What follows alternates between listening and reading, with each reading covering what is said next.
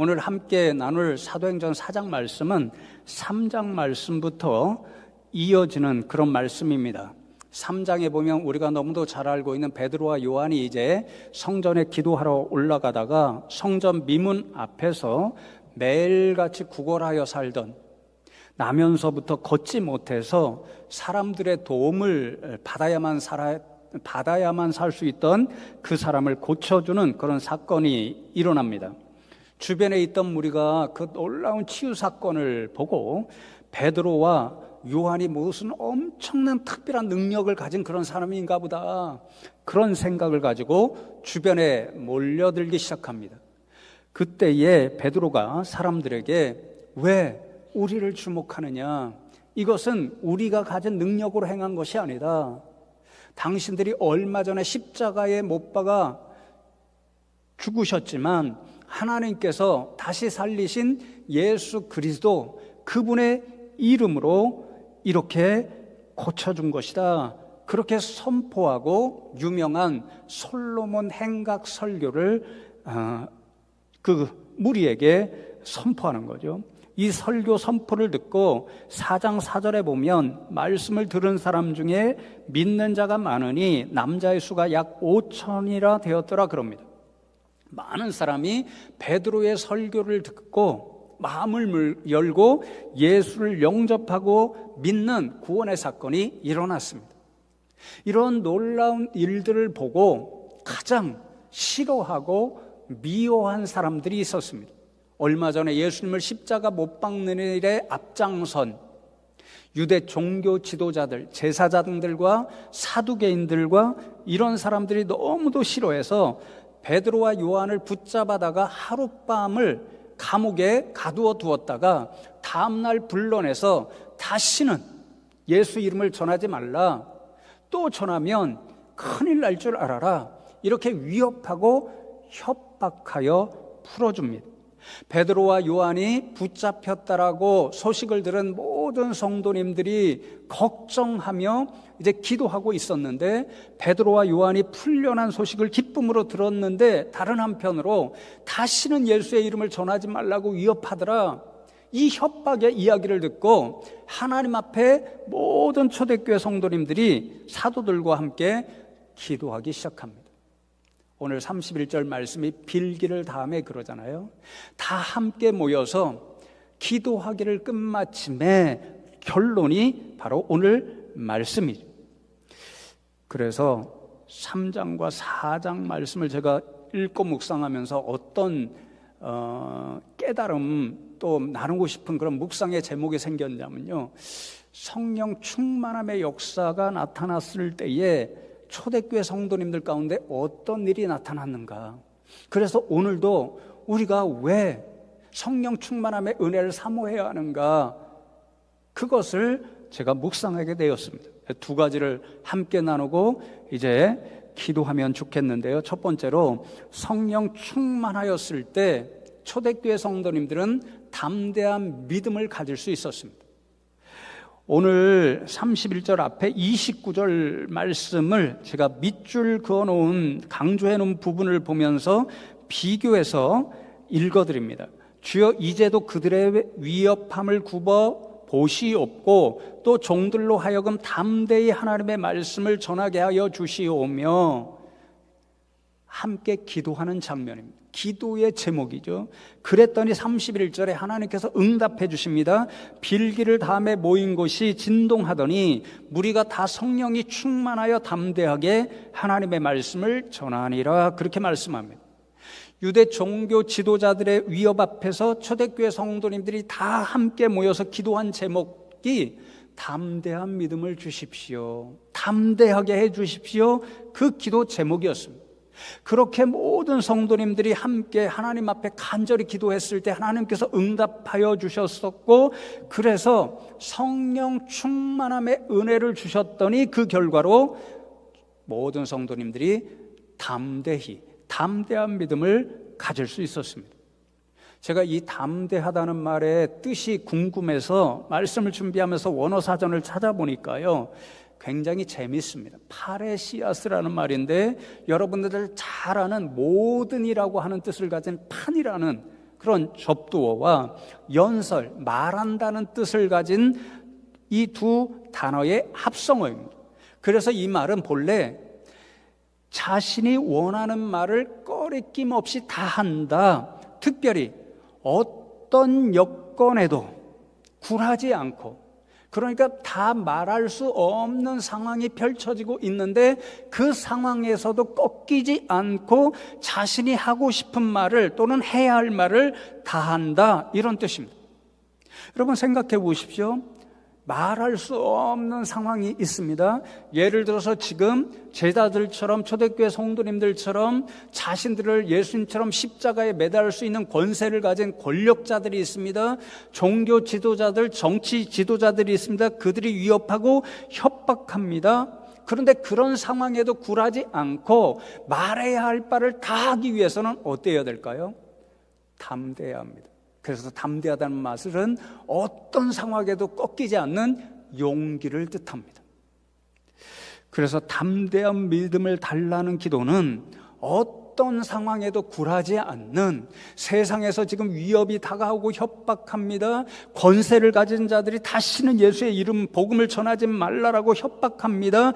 그런 상황에도 굴하지 않는 용기를 주셔서 해야 할 말, 반드시 전해야 할 하나님의 말씀을 다 말할 수 있도록 해 주십시오. 그런 뜻인 거죠. 하나님께서 그 기도를 들으실 때 첫 번째 행하신 것이 모든 성도님들에게 성령 충만함의 은혜를 주셨고, 성령 충만함의 결과로 그런 담대한 믿음을 가지고 자신들 향하여 협박하고 위협하는 세상을 향해 말할 바를 분명하게 말하고 있습니다. 여러분, 초대교회 성도님들이 이렇게 성령 충만이 임했을 때 가지게 된 담대한 믿음이 어떤 믿음이었을까? 꺾이지 않는 이 용기를 불러일으키는 믿음, 그 믿음이 어떤 믿음이었을까?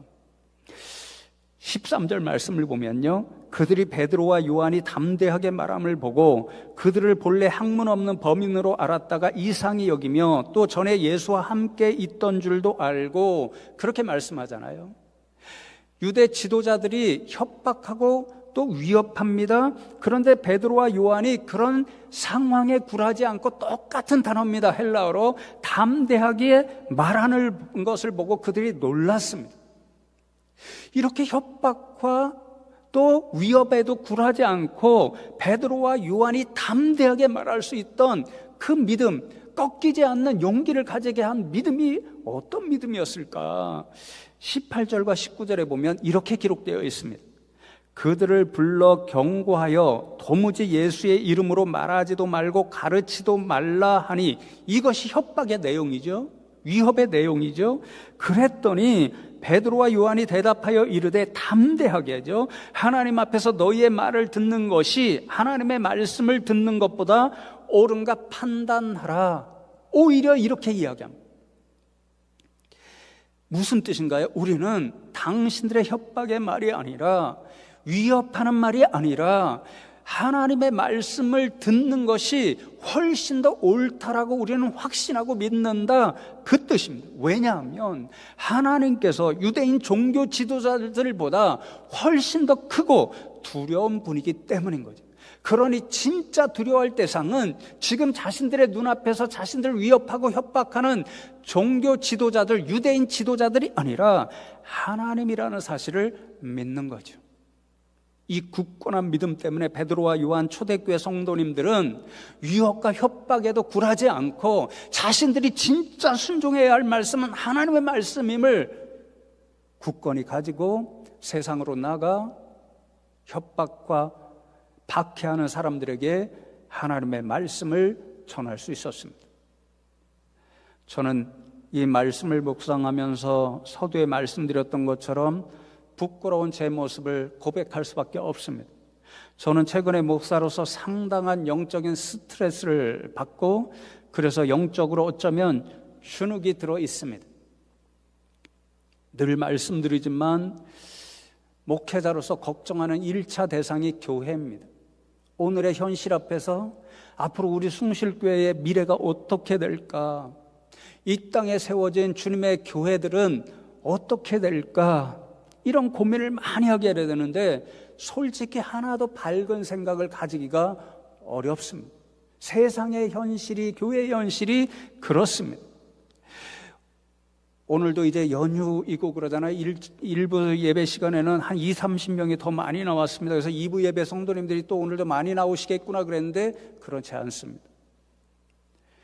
우리 마음에 코로나 이후로부터 점점 더 주일 성수의 열심이 사라지고 있습니다. 우리 선조들이 이 땅의 교회들을 정말로 온갖 어려움 가운데도 세우고 또 부흥하는데 그 근본에는 정말 하나님 중심으로, 교회 중심으로 열심히 봉사하고 물질도 아낌없이 헌신했는데 그런 선조들의 열심이 우리 가운데 저부터 솔직히 점점 더 줄어들고 있습니다. 세상은 교회를 점점 오해하고 미워합니다. 그러니 전도하기가 점점 더 어렵습니다. 우리 전도대 나가면 전에는 교회에 어디에 있나요? 관심을 기울였는데 요즘은 관심조차 없는 사람들이 대부분이랍니다. 다음 세대는 심각하게 인구 절벽을 보이고 있습니다. 우리 교회 학교도 심각하게 인원이 줄어들고 있습니다. 교회에 대한 관심이 다음 세대는 거의 없습니다. 핸드폰 게임보다도 관심이 없습니다. 하나도 밝은 전망이 보이지를 않습니다. 그런 어려운 상황에 제가 매몰되다 보니까 목사로서 부끄럽게도 불안하기도 하고 주눅이 들어 살고 있습니다. 그런데 주중에 이런 제게 진짜 문제가 무엇일까 하는 것을 깨닫게 하는 작은 삶의 경험, 실생활의 경험이 있었습니다.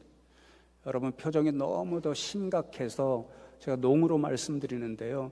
주중에 가까운 친구 목사 오랜만에 사우나 갔습니다. 우리 교회에서 꽤 멀고 성도님들이 잘 오시지 않아서 제가 가끔 가는 사우나인데요. 이번에 갔을 때 성도님 한 분을 만났습니다. 제가 당황스러웠지만 등을 밀어드렸습니다. 네, 제가 등을 잘 밉니다. 목회 그만두면 때밀이 해도 괜찮습니다. 잘 밀어드립니다.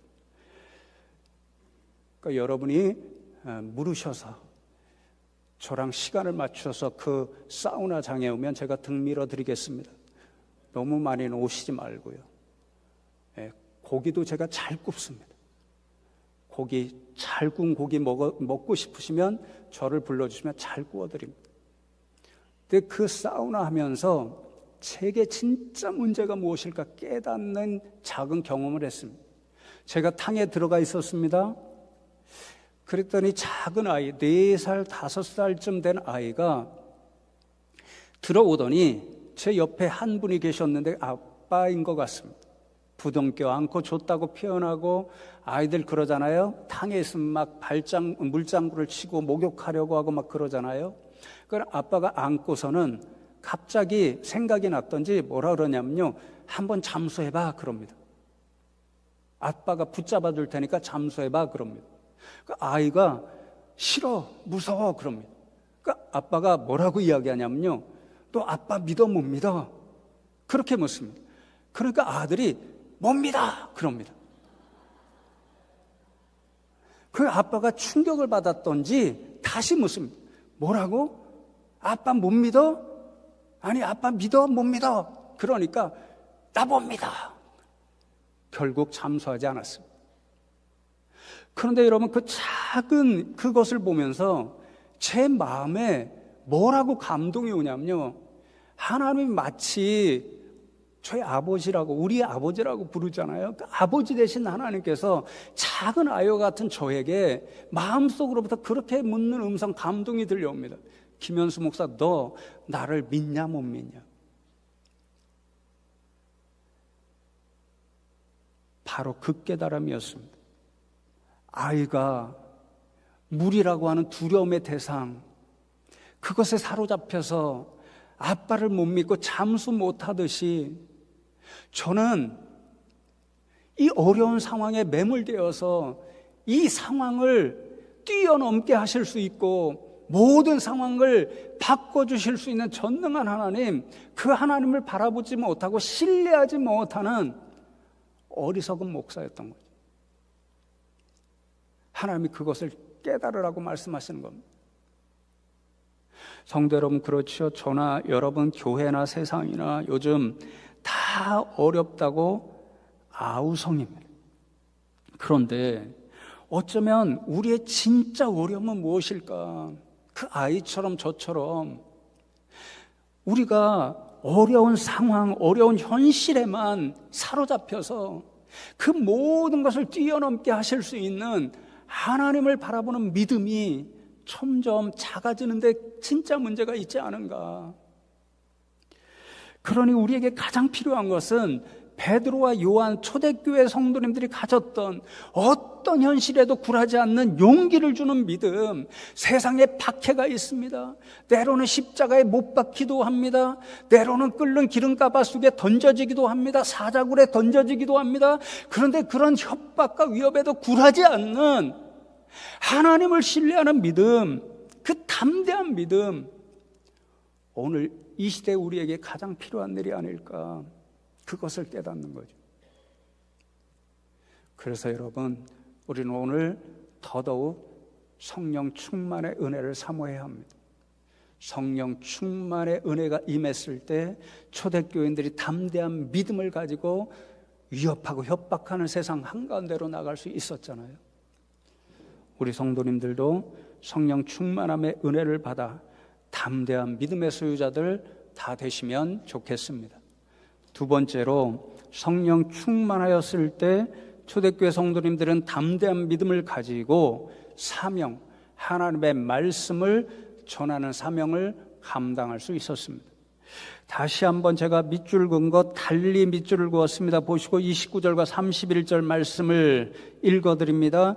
29절에 이렇게 기도하죠. 주여, 이제도 그들의 위협함을 굽어보시옵고 또 종들로 하여금 담대히 하나님의 말씀을 전하게 하여 주시오며, 31절 하나님께서 이렇게 응답하시죠. 빌기를 다함에 모인 곳이 진동하더니 무리가 다 성령이 충만하여 담대하게 하나님의 말씀을 전하니라.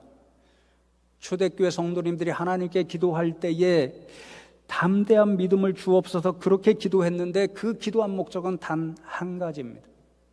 하나님, 담대한 믿음을 가지고 하나님의 말씀 전하는 사명을 온전히 감당케 해 주십시오. 그것뿐이었습니다.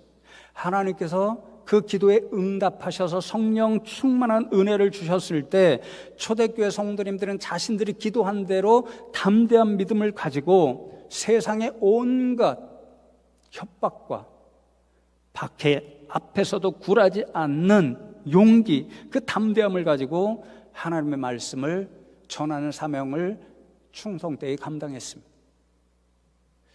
사도행전 전체를 보면요, 이 성령 충만의 역사, 오늘 오순절에 임했던 그 사건으로부터 처음부터 끝까지 성령 충만의 역사는 말의 역사, 말씀의 역사로 이어지고 결론나는 것을 보게 됩니다.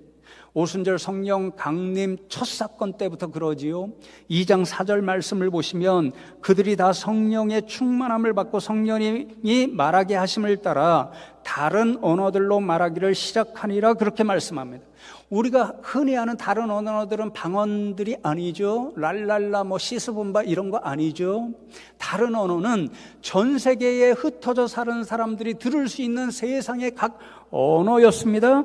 그런데 성령 충만이 임했을 때에 그 말의 역사가 어떻게 나타났습니까? 성령께서 말하게 하심을 따라 말의 역사, 말씀의 역사가 나타났습니다.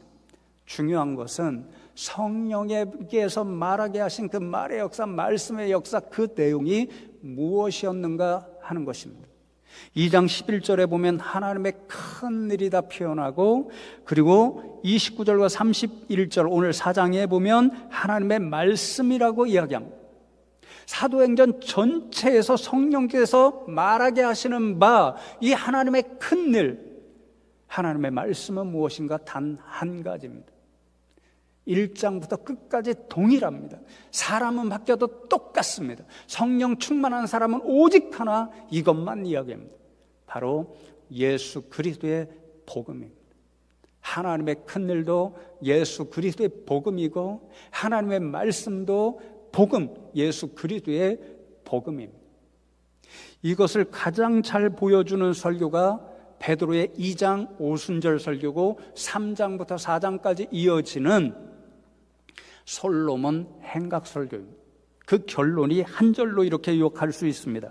사도행전 2장 36절에 그런즉 이스라엘 온 집은 확실히 알지니 너희가 십자가에 못 박은 이 예수를 하나님이 주와 그리스도가 되게 하셨느니라.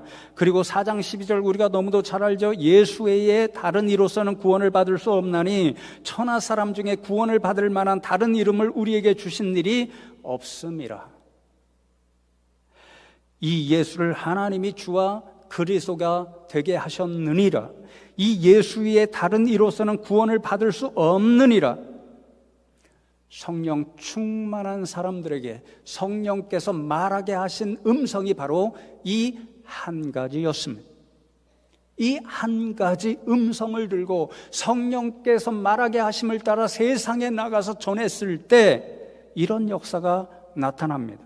사도행전 2장 41절에 그 말을 받은 사람들은 세례를 받음에 이날의 신도의 수가 3,000이나 더하더라. 4장 4절에 말씀을 들은 사람 중에 믿는 자가 많으니 남자의 수가 약 5,000이나 되었더라. 사도행전 6장 7절에 하나님의 말씀이 점점 더 왕성하여 예루살렘에 있는 제자의 수가 더 심히 많아지고 허다한 제사장의 무리도 이도에 복종하니라. 세상에 선포된 성령 충만한 사람들이 성령의 말하게 하심을 따라 세상에 선포된 그들이 들은 말, 하나님의 말씀, 그것은 오로지 예수가 그리스도시다, 예수만이 구원자이다, 그 한 음성이었습니다. 성령의 말하게 하심을 따라 그 음성이 선포되었을 때 수많은 사람들이 그 복음을 듣고 믿고 주께로 들어오는 구원의 역사, 부흥의 역사가 초대교회에 끊임없이 나타났습니다. 제가 무엇을 깨달았을까요?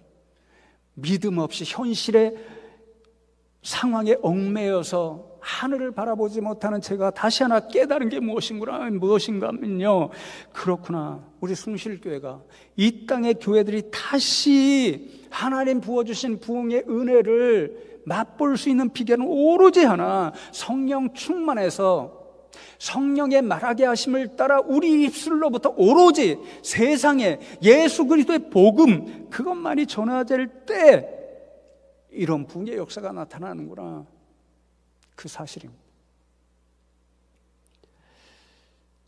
때때로 어떤 성도님들이 계시냐면요, 목사님, 저는 할 말이 있으면 무슨 말이든 끝까지 다 합니다. 그래서 제가 속으로 감동을 받아서 저분은 목사인 나보다 훨씬 더 성령 충만해서 정말 담대하게 모든 말씀을 다 하시는 사람이구나, 그런 생각을 합니다. 가만히 살펴보면 제가 기대하고 생각했던 것과는 다릅니다. 성령께서 말하게 하시는 것을 담대히 다 말씀하는 것이 아니라 자신이 속에 가지고 있던 자신의 생각이나 이런 것을 끝까지 다 말해야 직성이 풀린다. 그 결과가 무엇일까요? 다른 성도님들이 때때로 상처받고 교회가 상처받는 일이죠.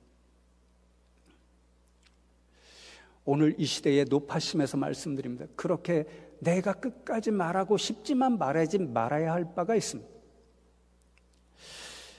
그럼 주중에 이 선거가 끝났잖아요. 어떤 분은 여러분이 지지한 분이 대통령이 되었을 것이고 어떤 분은 지지하지 않은 분이 대통령이 되었을 것입니다. 그래서 오늘 교회에서 정말 조심해야 할 것이 정치에 관한 이야기입니다. 제가 여러 차례 말씀드렸지만 다시 높아심에서 말씀드립니다. 주중에 동생처럼 여기는 한 목사님이 제게 전화를 주셨습니다. 안부 전화였는데 결국에는 무슨 이야기를 하냐면요, 심각하게 목회를 그만둘 생각을 하고 있다 그럽니다. 걱정이 되어서 왜 그러냐, 도대체 교회에 무슨 일이 있느냐, 그렇게 물었더니 한 성도님, 제가 직분을 말씀드려 죄송하지만 장로님이 계시는데 정치에 관한 일을 이야기하면서 교인들을 선동하고 분열시키고 그리고는 마지막에는 목사님께 와서 목사님 왜 우리에게 동조 안 하십니까? 왜 우리가 원하는 설교 안 하십니까? 이렇게 불만을 표하고 교인들에게 불만을 갖게 해서 수십 명을 데리고 교회를 나가셨다는 겁니다. 그러니 상심이 되어서 목회를 그만둘 생각을 진지하게 고려하고 있다, 이런 이야기를 합니다. 그런데 여러분, 이 목사님과 그 교회만의 이야기가 아닙니다. 제가 많은 목사님들을 만나지 않지만요, 제 동기 목사님들 최근에 만나고 선배 목사님들 최근에 만나면요, 거의 모든 교회에서 예외 없이 이런 비슷한 일이 일어납니다. 어떤 교회에는 목사님 잡하십니까?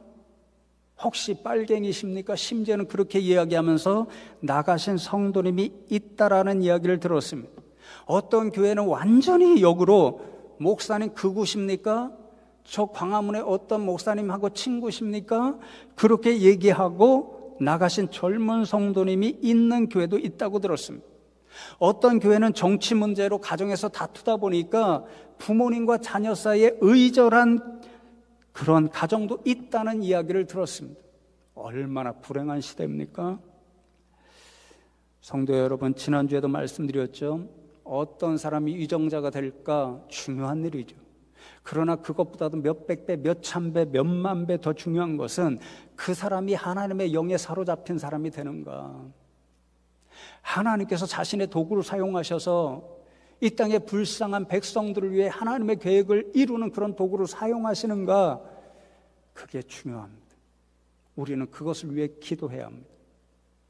우리의 예배에서는 교회를 분열시키고 성도님들을 불편하게 할 정치 이야기, 또 자신의 자랑 이야기, 자녀가 잘 되었다는 이야기, 내가 이번에 로또가 맞아서 얼마 벌었다는 이야기, 성경에 어디를 보아도 성령께서 그런 말 하라고 우리를 입술을 움직이시지 않습니다.